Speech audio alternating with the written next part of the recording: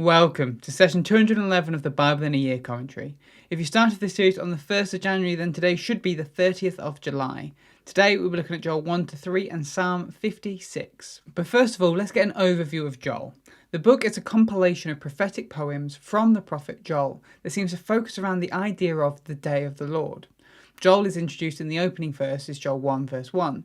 We don't know when Joel is written. Some argue it's written before the exile and others argue after. Those that argue after point to the fact that the book mentions Jerusalem and the temple but doesn't mention a king. This lines up with the post-exilic period that has a rebuilt Jerusalem and temple but no king. Joel is also familiar with many of the other prophets and writers, seemingly placing the book as after those. Here's a summary of the structure, but I would recommend checking out the written version of this commentary in the description to see the structure properly for yourself, particularly as today there are two. But we start with Joel 1, the divine judgment in the form of locusts. Joel 2 verses 1 to 17, a future day of the Lord and call to repentance. Joel 2 verses 18 to 32, God's future response to that repentance. Joel 3 verses 1 to 16, God's judgment on Judah's enemy. And then Joel 3 verses 17 to 21, future blessings for Judah. The people have experienced a lot of judgment in their past. The judgment is coming again on a future day of the Lord, but it will be over all chaos and wickedness. The people can continue in their wicked ways and get caught up in that judgment, or they can cry out to the Lord and be saved. In that case, the day of the Lord becomes a great day of victory for them as they watch all chaos and wickedness removed from the earth. But let's jump in with today's reading, Joel 1 to 3. The book opens describing a judgment in Judah's recent past, or one they're currently experiencing, a swarm of locusts. These locusts have eaten everything. These locusts are described as like an army that has swept through, destroying everything.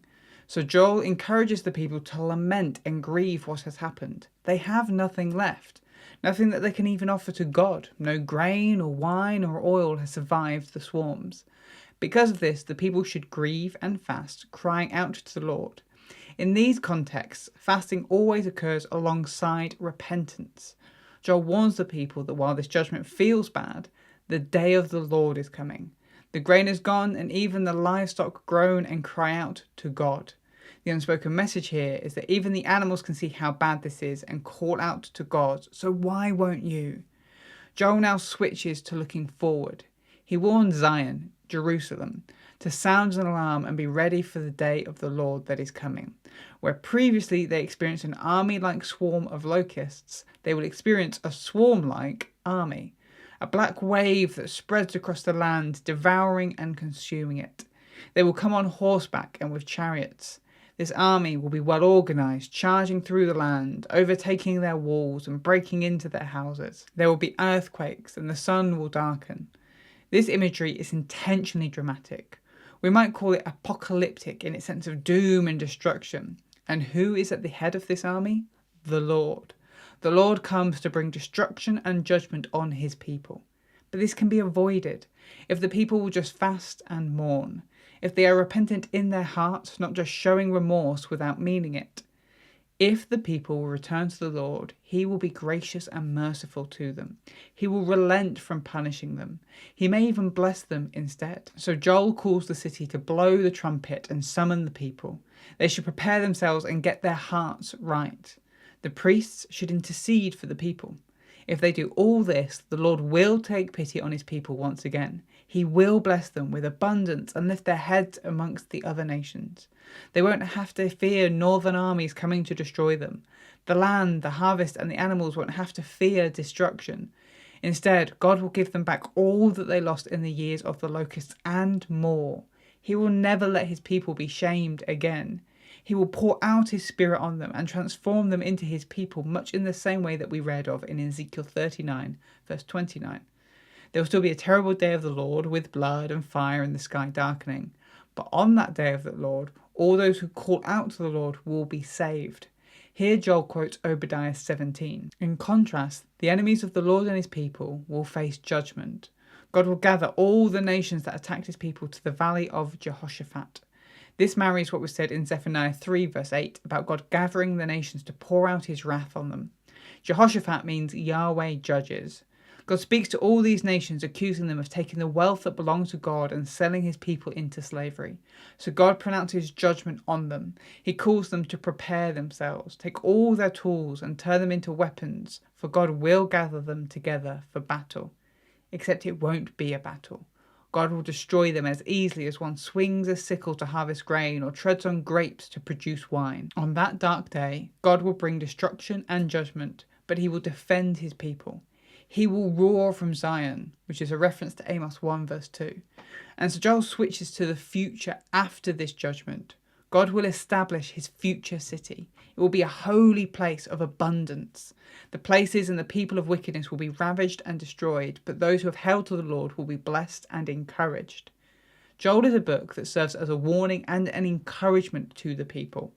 If it is written after the exile, then it's tapping into the judgment they've already experienced.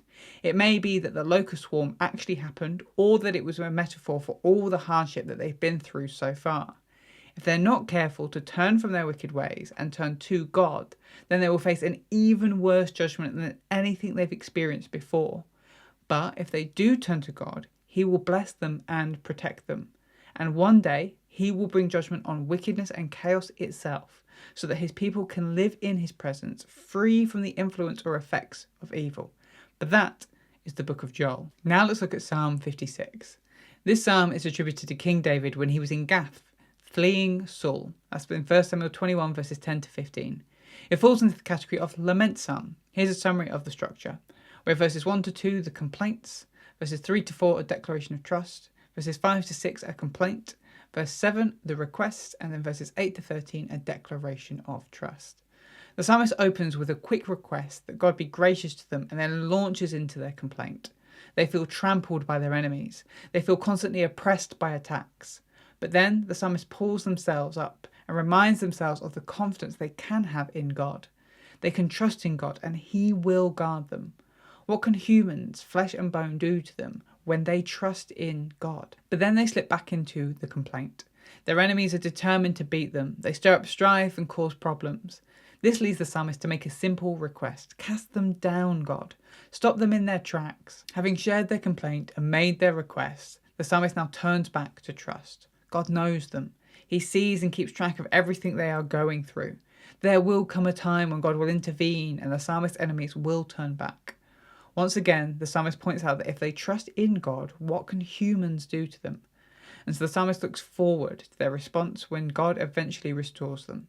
They will perform their vows and offer thanks to God, all because God protected and sustained them. Thanks for joining us today.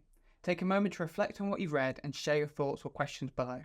If you're watching in the future, then you can click here for the next session, or you can find the full playlist just down here. To receive these daily commentaries in your email inbox, subscribe via the link in the description below. Have a great day, and I'll see you tomorrow.